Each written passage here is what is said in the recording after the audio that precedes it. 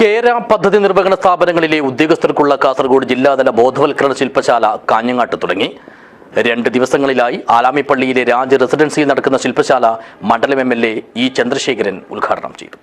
This news sponsored by BioPlus Madikkai ജൈവവളം.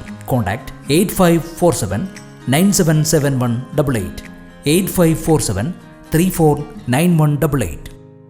കാലാവസ്ഥാ വ്യതിയാനത്തിന്റെ ആഘാതങ്ങൾക്കെതിരെ കേരളത്തിന്റെ കാർഷിക മേഖലയുടെ പ്രതിരോധശേഷി വർദ്ധിപ്പിക്കുന്നതിനും കാർഷിക ബിസിനസ് സംരംഭങ്ങൾ ആധുനികവൽക്കരിക്കുന്നതിനും സുസ്ഥിര വളർച്ച ഉറപ്പുവരുത്തുന്നതിനുമായി രൂപം നൽകിയ കേര പദ്ധതി അഥവാ Kerala climate resilient agri value chain modernization പ്രൊജക്ടിന്റെ ഭാഗമായാണ് കാഞ്ഞങ്ങാട്ട് കാസർഗോഡ് ജില്ലയിലെ പദ്ധതി നിർവഹണ സ്ഥാപനങ്ങളിലെ ഉദ്യോഗസ്ഥർക്കായി ബോധവൽക്കരണ ശില്പശാല സംഘടിപ്പിച്ചത്.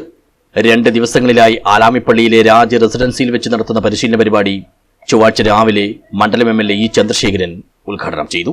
നമ്മുടെ ഉൽപ്പാദിപ്പിക്കപ്പെടുന്ന ഉൽപ്പന്നങ്ങൾ കൃഷിക്കാരൻ ഏറ്റവും കൂടുതൽ ഉൽപ്പാദിപ്പിക്കുന്ന ഏത് ഉൽപ്പന്നമായാലും അതിനെയൊക്കെ തന്നെ മൂല്യവർദ്ധിത ഉൽപ്പന്നങ്ങളാക്കി മാറ്റാൻ ആവശ്യമായ സംവിധാനങ്ങളാണ്.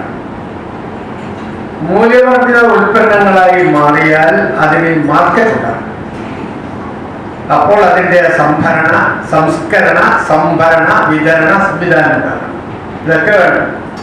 എന്നാൽ മാത്രമേ ഇതൊക്കെ പ്രായോഗികമായി ഗുണകരമായി. ചടങ്ങിൽ കാസർഗോഡ് ജില്ലാ പ്രിൻസിപ്പൽ കൃഷി ഓഫീസർ പി രാഘവേന്ദ്ര അധ്യക്ഷനായി.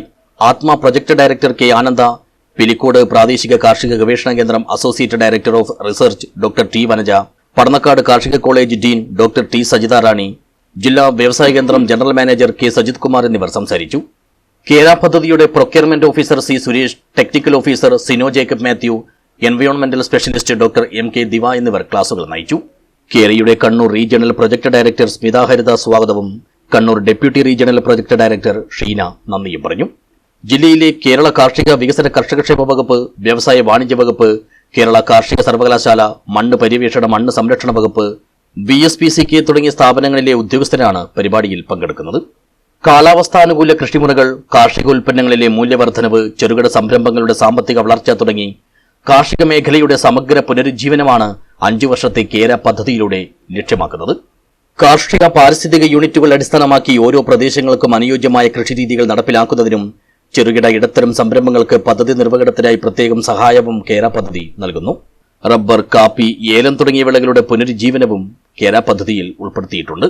ഭക്ഷ്യസംസ്കരണത്തിൽ കാർഷിക ബിസിനസ്സുകൾക്ക് ആവശ്യമായ അടിസ്ഥാന സൗകര്യങ്ങൾ സ്ഥാപിക്കുന്നതിലൂടെയും കർഷകോൽപാദക കമ്പനികളും കാർഷിക ബിസിനസ്സുകളും തമ്മിൽ ഉൽപാദനപരമായ സഖ്യങ്ങൾ രൂപീകരിക്കുന്നതിലൂടെയും കാർഷിക സമൂഹങ്ങളിൽ പുതിയ തൊഴിലവസരങ്ങൾ സൃഷ്ടിച്ച് വരുമാന വർധനവ് സാധ്യമാക്കുകയാണ് ലക്ഷ്യം. ഇന്റർനാഷണൽ റൈസ് റിസർച്ച് ഇൻസ്റ്റിറ്റ്യൂട്ട്, വ്യവസായ വാണിജ്യ വകുപ്പ്, കിൻഫ്ര, കേരള കാർഷിക സർവകലാശാല, കാർഷിക വികസന കർഷകക്ഷേമ വകുപ്പ്, farm information bureau, Kerala startup mission, ജലസേചന വകുപ്പ്, പ്ലാന്റേഷൻ ഡയറക്ടറേറ്റ് തുടങ്ങിയവയുടെ പങ്കാളിത്തത്തോടെയാണ് കേര പദ്ധതി നടപ്പിലാക്കുന്നത്. ഏകദേശം 4 ലക്ഷം കർഷകർക്ക് നേരിട്ടും 10 ലക്ഷം കർഷകർക്ക് പരോക്ഷമായും പദ്ധതിയുടെ പ്രയോജനം ലഭ്യമാകും. News bureau, Kanhangad.